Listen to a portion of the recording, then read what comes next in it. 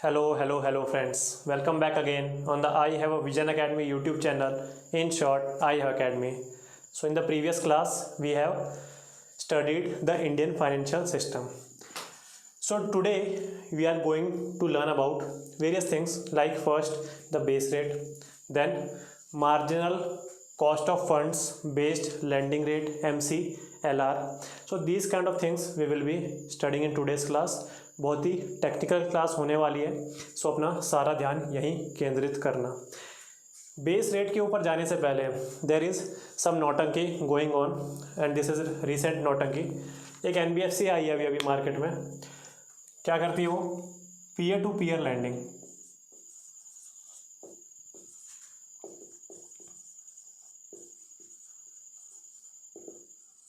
So these are new kind of NBFCs. News में थी तो सोचा बता देता हूँ आपको। सो दिस P2P लैंडिंग बताया, नॉन बैंकिंग फाइनेंशियल इंस्टीट्यूशन है। करते क्या है? See if we want some loans, so one can go to इधर, ये आवाज़ आ रही है, इसे प्लीज़ इग्नोर कीजिए। सो वन कैन इधर go to banks, some financial institutions और सम इनफॉर्मल सेक्टर में जाके कोई भी जिसके पास पैसे हैं बहुत ज़्यादा, मनी लेंडर्स और ये सब, उन सब से भी हम पैसे ले सकते हैं। तो अभी एनबीएफसी क्या कर रही है? इसने एक ऐसा प्रोग्राम बनाया, प्लेटफॉर्म बना दिया है। ये प्लेटफॉर्म है,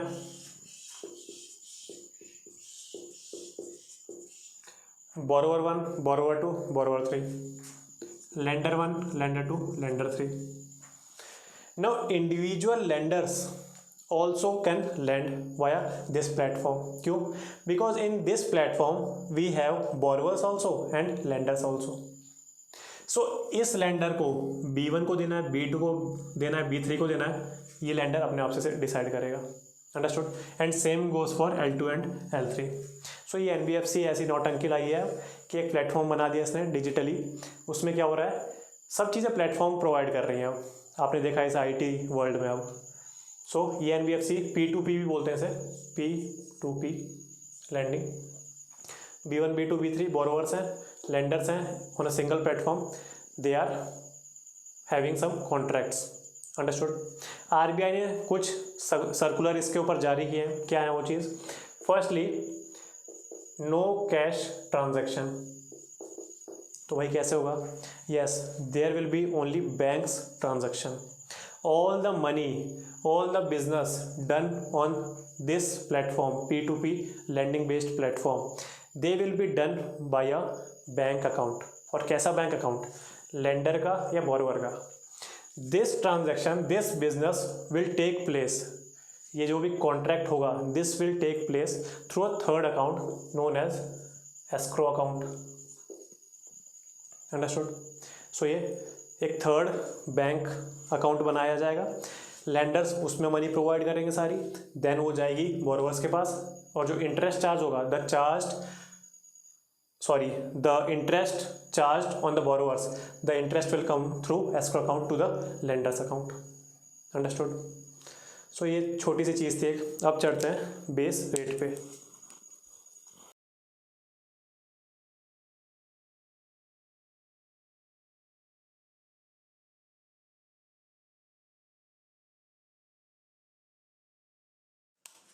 Now we will be studying three concepts. First is the link between deposit rate and lending rate.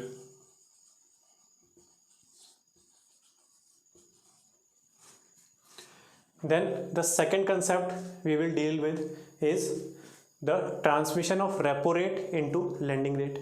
And in the third concept, I will be showing you an example which will combine all these concepts. तो at the end of the video आप ये सारी चीज़ें link करते हुए चलिए। Understood? तभी आपको सारी चीज़ें समझ में आ जाएगी। देखिए, this is public. Public is depositing lump sum amount of 1 lakh rupees to banks. So if someone is depositing the bank's money, it will charge some interest. So public wants 8% as an interest to this lump sum money deposited. ठीक है, और या तो क्या बोल सकते हैं कि ये बैंक का डिपॉजिट रेट है.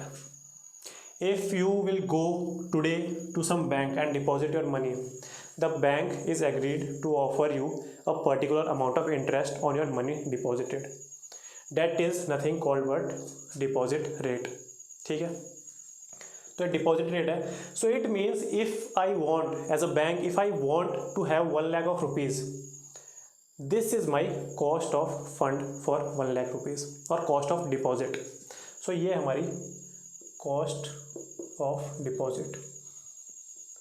आप मतलब समझ रहे होंगे, 1 लाख अगर डिपॉजिट चाहिए मुझे as a bank, so I have to do the expenditure of 8%. 8% interest जाते रहेगा पब्लिक को. Understood? No the bank will further lend this money. I have told you about the banking business. Now at what percent did this bank lend further? कितने पे? 8% पे? Of course not. Why? Because 8% तो ये public को दे रहा है. If I lend this 1 lakh sum of money on 8%, it means I am neither in profit nor in loss. Understood? तो ये तो फिर भी ठीक है ना, पब्लिक इंटरेस्ट में तो सही है. But I have told you there is some cost of deposit also, which is this 8%. But on top of that, we have another thing called CRR, which is mandated by RBI. So by keeping some reserves, I am incurring some cost like SLR. कहाँ रखना है SLR? Bank को अपने पास ही. CRR RBI के पास. So by keeping these reserves, I am incurring some cost. Understood? तो 8% पे तो मैं नहीं दे सकता. It is for sure. Also, there is some operational cost in day-to-day operations. And moreover, this is business. In business, we have profit and loss. Banks are not for profit companies. Understood? हमने कल ही पढ़ा था commercial banks भी होते हैं. So some of the margin profit it will be included. So now it is sure that this bank will not lend the money at 8% because these many cost the bank have to incur to deposit 1 lakh money in its bank account. So मान लीजिए SLR दिया है 20%, RBI ने mandate कर दिया 20%. So now only 80,000 of money can be lent by this bank. I have told you in this keeping reserves. Understood? इसका मतलब 1 लाख रुपए पे हमको 8% इंटरेस्ट देना है, बट हम आगे लैंड 80,000 ही कर सकते हैं. And by keeping this 20,000 reserves in our bank account, the bank is incurring some of the expenditure. Understood? सो ये रेट क्या होगा? What will be this rate? X ले लें, रोएगा तो नहीं कोई, छोड़ो ए ले लेते हैं. So what will be this rate if the bank wants to earn profit? So kind of this is the minimum rate at which banks had to lend. And this minimum rate is nothing called but क्या बोलेंगे?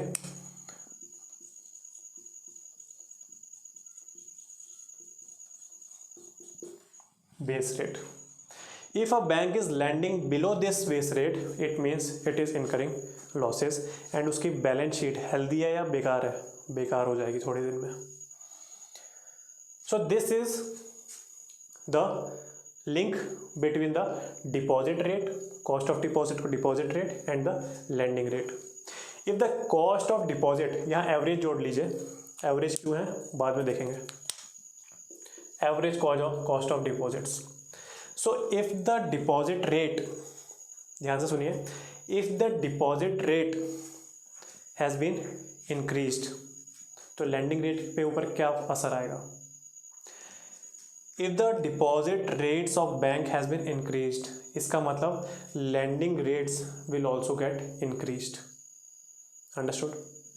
और अगर ये कम हो जाएगा 8% से कम, मतलब 1 लाख रुपए जब आप बैंक को दे रहे हो तो बैंक आपको 6% ही दे रहा है, तो बैंक का कॉस्ट ऑफ डिपॉजिट कम हो गया, इसका मतलब वो अपना जो लैंडिंग रेट है वो भी कम कर लेगा। अंडरस्टूड। क्यों? क्योंकि प्रॉफिट तो इंक्लूडेड है ही उसी में। Understood.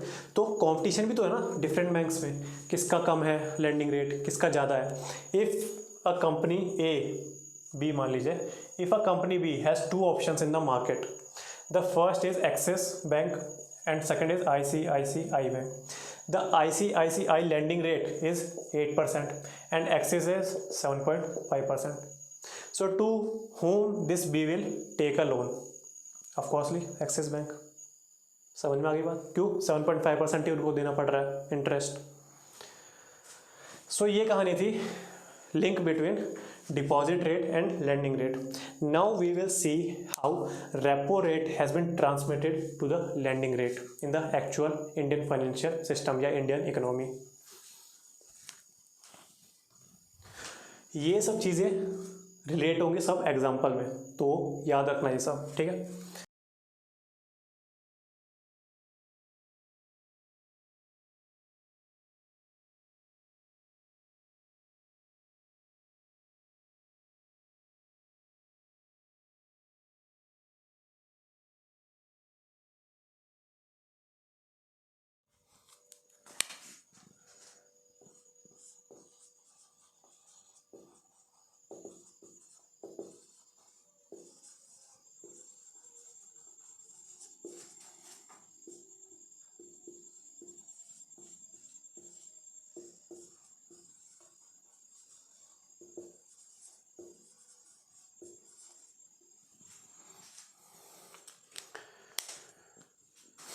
Now we will jump to this concept. अच्छा, जनरल छोड़ो, लाइफ इंश्योरेंस कब नेशनलाइज हुई थी पता है? Comment down. कोल नेशनलाइजेशन कब हुआ था? 1973। बैंक नेशनलाइजेशन कब हुआ था? 1969 एंड 1980। तो रिवाइज करते हुए चलिए। General insurance nationalisation 1972। तो लाइफ इंश्योरेंस कब हुआ था? Comment down below. Transmission of change in repo rate to lending rate. If the bank, not bank, if the RBI is changing the repo rate, so how this transmission of change is going to the lending rates? Now we will see this.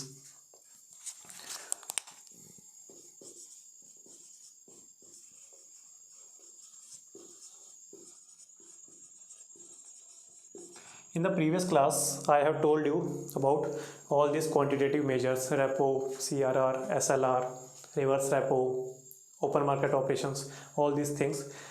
मैंने एक चीज़ छोड़ दी थी पर वो यहाँ काम आ ही जाएगी, तो बता ही देता हूँ अब। देखिए, हर चीज़ ज़्यादातर रेपो रेट से कनेक्टेड है। कैसे? अगर मैं आपको एग्जांपल दूँ तो repo rate equal to reverse repo rate equal to repo rate minus some X% मान लीजिए, ठीक है। Reverse repo equal to R minus repo rate minus some X%। So everything ऐसे ही इक्वेशंस में कनेक्टेड है to the repo rate.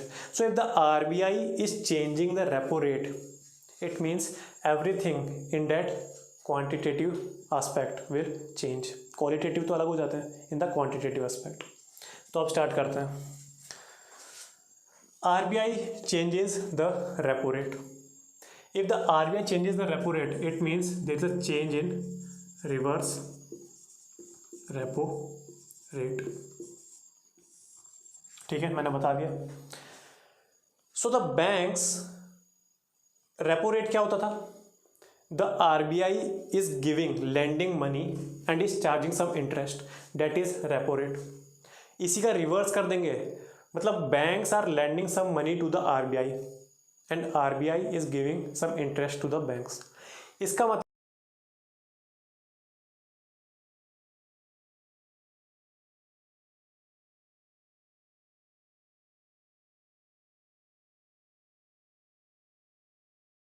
if the repo rate has been changed, मान लीजिए if the repo rate has been reduced मान लीजिए, सो reverse repo rate क्या होगा, रिड्यूस हो जाएगा.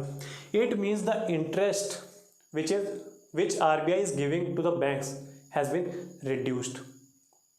अंडरस्टूड. तो ये चेंज ले आएगा मनी मार्केट में. कैसे ले आएगा? देखिए मनी मार्केट में ना एक चीज होती है कॉल मनी, बाद में भी पढ़ेंगे हम. सो इसमें क्या होता है कि देयर इज शॉर्ट पीरियड के लिए होता है, देयर इज बिजनेस और transaction going on between different banks. अगर एक्सिस बैंक एकदम से डिमांड डिपॉजिट बहुत सारे आ गए इसमें, या इसको लोन देना है बहुत ही बिग कॉर्पोरेट को, तो ये क्या करेगा, अपनी पास वाली ICICI की ब्रांच में जाएगा और बोलेगा भाई मेरे को एक ओवरनाइट लोन दे दो, कितना, 50 करोड़ का दे दो. And ICICI bank will charge some interest. Understood. So this is nothing but called money. और ये इंटरेस्ट रेट कौन चार्ज करे, जो ये इंटरेस्ट रेट देगा कौन डिसाइड करेगा, बिटवीन एक्सिस एंड ICICI. ये दोनों ही अपने आप में डिसाइड कर लेंगे. ठीक है. RBI सुपरवाइज एंड रेगुलेट करता है मनी मार्केट, बट ऐसा नहीं है वो इंटरेस्ट रेट भी डिसाइड करेगा कॉल मनी रेट का. ठीक है. तो reverse repo rate has been reduced.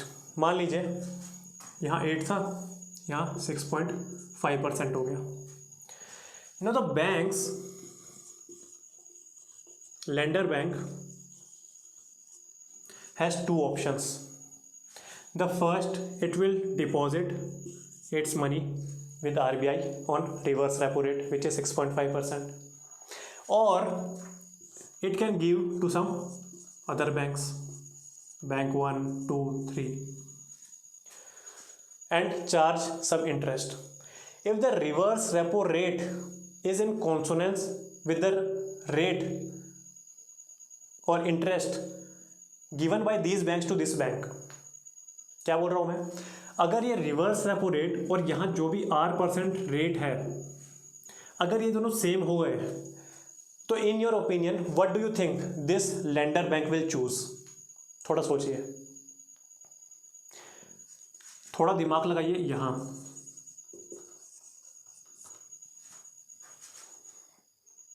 अगर reverse repo rate and this R% rate is equal, so lender bank will of course choose RBI because there is no chances of the default, that is risk free. But in banks there is some kind of risk involved. क्यों? insolvency, bankruptcy of bank. understood? so ये तो नहीं है practical view में कि this reverse repo rate and this R% should be equal. So when this lender bank will decide to give money to these banks, it will charge reverse repo rate plus some X%. इसका मतलब अगर वो 6.5 है तो this rate should be more than 6.5. तो मान लीजिए आप 8% में दे रहे हैं, 8 तो नहीं, हाँ चलो 8 ही मान लो, 8% मान लीजिए. ठीक है. So now yes, this lender bank will contemplate that I am getting more interest if I lend to these banks instead of RBI. Understood. So money market interest rate बढ़ जाएगा. यहाँ देखिए कहाँ कहाँ से ट्रांसमिट हो रहा है, रेपो रेट से RBI ने बस इसको टच किया, रिवर्स रेपो रेट चेंज हुआ, वहाँ से मनी मार्केट रेट चेंज हो गया. Now capital market rate primary market में will also change.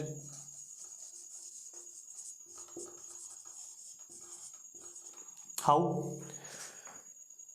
these banks have upped their interest rate कि हम तो भाई अब महंगी सप्लाई ऑफ मनी करेंगे. ठीक है. यहाँ आ जाते हैं बॉन्ड्स कैपिटल मार्केट में ना, बॉन्ड्स, डिबेंचर्स.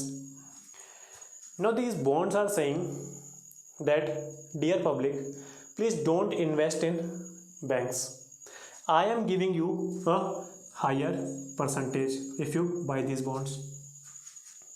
ठीक है. तो बॉन्ड्स के साथ कंपटीशन है बैंक्स का. सो बैंक्स क्या करेंगे, बैंक्स अपना डिपॉजिट रेट ज़्यादा कर देंगे.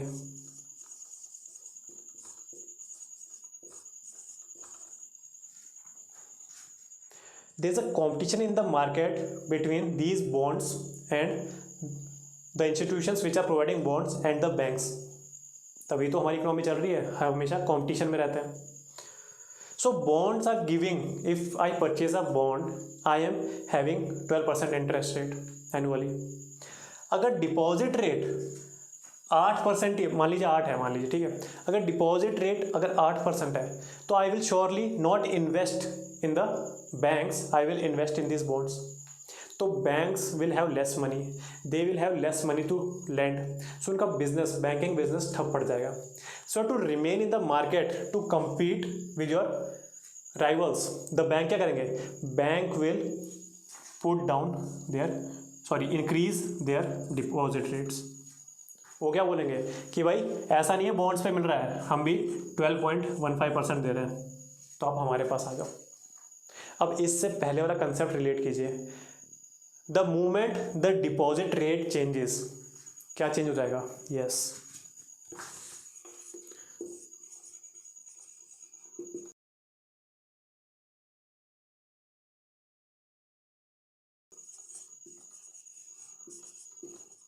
the lending rate will be changed. So this is the concept of transmission of change in repo. RBI has touched the repo rate only, but it has been transmitted from money market to capital market to the deposit rate and finally the lending rates of bank. Understood? Now, so what is this MCLR? Marginal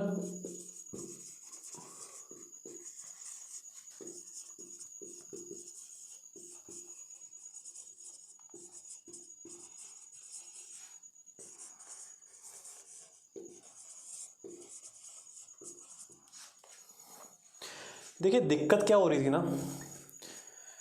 ये जो theory में मैंने आपको बताया इतना सुंदर diagram बना के, this was not happening in the practical world. इसमें बहुत दिक्कतें आ रही थी. क्यों दिक्कतें आ रही थी, अभी हम वो समझेंगे. उसी का कंसेप्ट है MCLR, marginal cost of funds based lending rate. मैंने आपको एवरेज कॉस्ट ऑफ फंड्स बताया था, average cost of deposit. So average cost of deposit was having some issues with it. So changing that average cost of deposit, now the banks will calculate the marginal cost of deposits. So वो जो issue आ रहा था वो वहाँ से हट जाएगा. Understood. अभी देखेंगे, आप ऐसा टेंशन मत लीजिए क्या हो गया MCLR, अभी आगे एग्जांपल आएगा उसमें हम सब देखेंगे. आप पहले MCLR समझ लीजिए. इन द बेस रेट क्या कर रहे थे हम निकाल रहे थे एवरेज कॉस्ट ऑफ डिपॉजिट के ऊपर सब चीज़ें. बट बेस रेट का ही मॉडिफाइड वर्जन क्या आया, MCLR, marginal cost of funds based lending rate, या base rate based on marginal cost of funds, ये भी बोल सकते हैं. सो डिफरेंस क्या आया कि पहले हम एवरेज कॉस्ट ऑफ डिपॉजिट्स पे निकाल रहे थे, अब मार्जिनल कॉस्ट ऑफ डिपॉजिट्स पे हम ये सब निकालेंगे. So it will ensure the better transmission of change in repo rate to lending rates. अब ये क्या चीज़ है, अब एग्जांपल पे आ जाते हैं.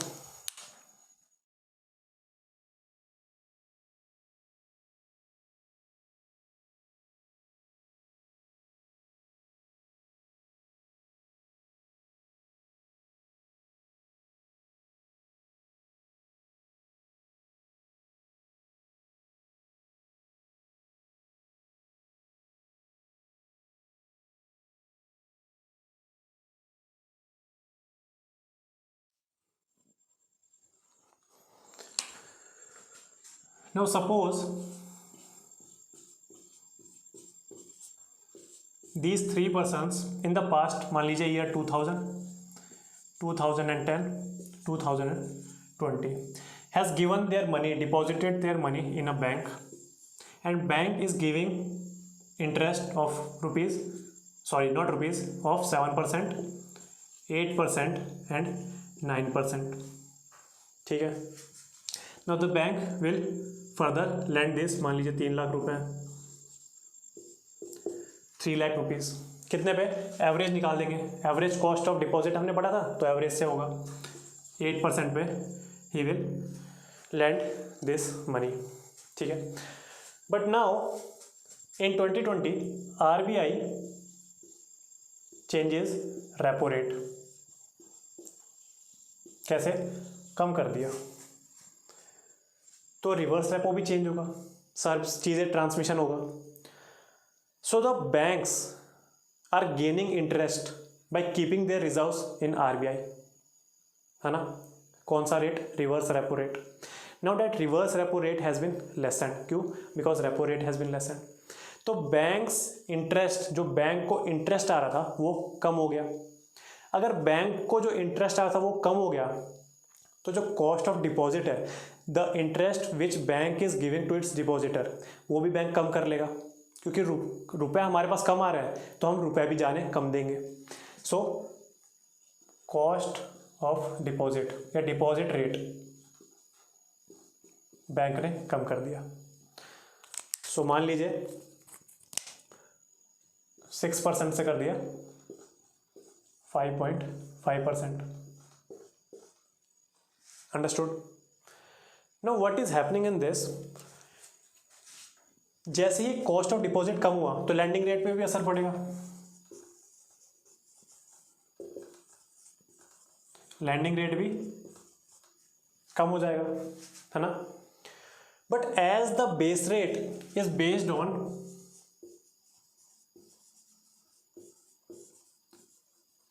Average cost of funds.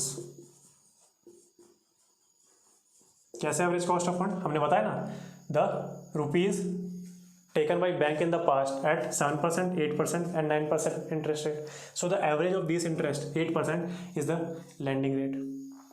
So as RBI changes this repo rate, so ये चीज़ पूरी होनी चाहिए थी. अंडरस्टूड. बट ये चीज़ नहीं हो रही. क्यों नहीं हो रही? बिकॉज कॉस्ट ऑफ डिपॉजिट अभी कितना है? 5.5%. अंडरस्टूड. एक मिनट. हाँ, तो हम कहाँ थे? थोड़ा सा काम आ गया था. 6% से 5.5% कर दिया cost of deposit. Understood. Now the new customers which are coming, they are getting 6.5% interest. These are also person B1 and B2 इसी बैंक के पास जमा कर रहे हैं and they are gaining interest of 6.5%. Now by using this theoretical thing, the lending rate also has to be reduced, है ना. अभी तो बताया कॉस्ट ऑफ डिपॉजिट कम हुआ तो lending rate must be reduced. But the banks previously which they have taken money, borrowed some money, they are paying 8%, 7%, 9% interest rate on that. It means the bank still has those money and they are giving 8% interest rate, 9% interest rate to these people. Now the cost of deposit is 6.5%. But banks को और क्या देना पड़ रहा है? पहले के ये भी तो देने पड़ रहे हैं ज़्यादा वाले interest rate. So what banks used to do, they will not let their lending rate down. तो लैंडिंग रेट उतना ही रखते थे. तो यहाँ दिक्कत होती थी मॉनेटरी पॉलिसी ट्रांसमिशन में. तो MCLR क्यों आया? इसीलिए आया, marginal cost of funds based lending rate. Now the banks are mandated to link their lending rates to MCLR rate, marginal cost of funds. हम average cost of funds में पढ़ रहे थे, marginal cost of funds. इसका मतलब ये जो आप नया चीज़ ला रहे हो, जो आपका रिड्यूस हो चुका है कॉस्ट ऑफ डिपॉजिट, तो आपका लैंडिंग रेट भी रिड्यूस होना ही होना चाहिए. इसीलिए हम ये marginal cost of funds based lending rate है. अंडरस्टूड. अब इस marginal cost of fund based lending rate में इसमें भी वही सब चीज़ें हैं, ये बैंक्स निकालते हैं अपना अपना. So it is kind of internal benchmark.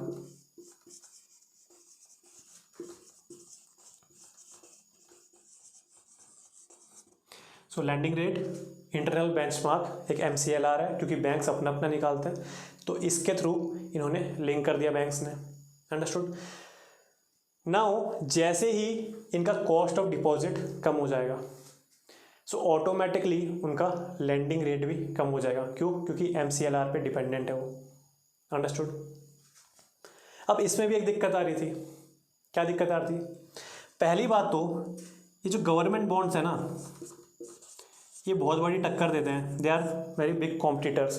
The government is issuing high interest rate if you are buying this small saving schemes. Government की होती हैं स्मॉल सेविंग स्कीम्स, अगर आप वो बाय करते हो तो you will get high interest rate on debt, ठीक है। सो इसके साथ बैंक्स के साथ कंपटीशन होता है। And the second thing is the banks are not that much into it that they will first reduce their cost of deposit and it will transmit it to lending rate। पहले हम ये करना नहीं चाहते। क्यों नहीं करना चाहते? Because we want to survive in market. अगर हम अपने कॉस्ट ऑफ डिपॉजिट ही कम कर देंगे, इसका मतलब डिपॉजिटर्स इधर उधर भागेंगे, ये स्मॉल सेविंग स्कीम्स में लगा देंगे, तो not having money is bigger problem. तो इसकी वजह से ये चीज़ भी नहीं हो रही थी। एकदम से ऐसा नहीं है कि बिल्कुल ही नहीं हो रही थी, but banks are very cautious, banks are in dilemma. तो फिर आरबीआई ने क्या बोला? Now RBI has mandated that all the banks will link their lending rate to an external benchmark.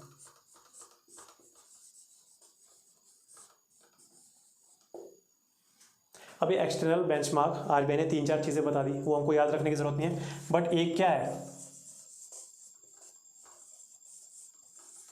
Repo rate.